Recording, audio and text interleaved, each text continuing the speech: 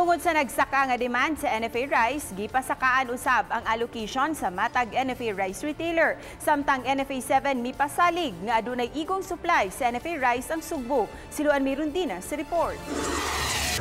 Sa yuganihang buntag, nasinati na ang taas nga linya sa mga taong naghuwat nga makapalit og NFA Rice sa rolling store sa regional nga buhatan sa NFA 7. Ang 19 anyos nga si Emil Puentanegra nga taga Banilad lakip sa labing unang nakapalit og 5 ka kilo. Apan ang duha niya ka mga igagaw nga uban niyang mupalit usab og NFA Rice naabdan sa pagkahurot sa supply. Hinungdan nga nagpaabot lang una sila.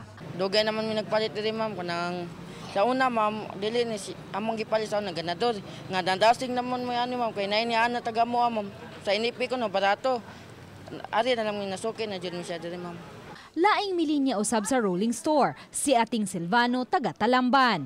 Matud niya tungod sa nagkamahal na karon nga presyo sa commercial rice, hinungdan nga NFA rice na lang ang ilang paliton. Mahal ra kaayo alang kaniya ug sa iyang bana ang tag 53 ngadto sa tag 55 nga kilo sa commercial rice nga moy sagad nilang paliton.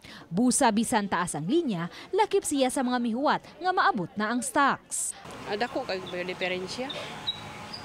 Pila ang kuan karon NFA 30 ra kapin. Gipasigarbo ni Semi Cabuenas, tag-iya sa NFA Rolling Store nga maayo ang kalidad sa NFA rice nga ilang gibaligya. Itandi sa mga stocks nga gikan sa Subic Freeport nga may mga bukbok. Ang NFA rice nga ilang gibaligya sukad sa nakalabay mga buwan gikan sa Thailand. Matag adlaw mahurot ang 75 ka mga sako nga iyang gibaligya sa iyang rolling store. Alas 10 na sa buntag kaganiha na apuran og NFA rice ang mga mamalitay nga milinya sa rolling store. Karong adlaw unta gikatakdang sugdan ang pagpamaligya sa NFA rice nga gikan sa nasod sa Vietnam nga tahong mas maayo og kalidad. Apan tungod sa kalangan sa pag-release niini sa bodega, hinungdan nga gipadayon launa ang pagpamaligya niining NFA rice nga gikan sa Thailand. Nindot kayo ang makuha nila kung tataod. Kay 15% man eh, kani ma'am 20% man eh. 20% broken ba? Kato 15% broken sa ato ba? Hapit ang tanan long grains. Kanang inganan 5% broken mo na mga long grains na gina. Gamay kayo ang broken.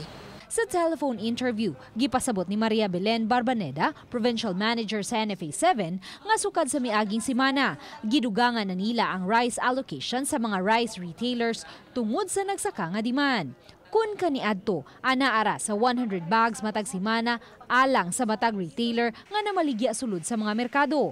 Karon, gidoble na kini o gihimo ng tag 200 bags. Samtang sa mga bigasan ng bayan, gisaka na usab ngadto sa 100 bags per week ang kaniadtong 75 kasako lang matag simana. Instruction ng pagtamo to flood the market.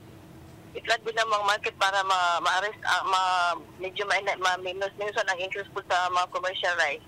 Sa pagkakaroon, aduna pa'y 320,000 ka mga sako sa NFA rice nga anaa sa ilang bodega nga gi-allocate alang sa upat ka mga probinsya sa Riyon 7. Samtang may laing gahin nga 90,000 ka mga sako sa NFA rice gikan sa nasod sa Vietnam nga mas maayo usab og kalidad. Apan wa pa kini ma-release ngadto sa mga rice retailers. Ang primero nga instruction sa amo kani nga Vietnam nga 15% broken.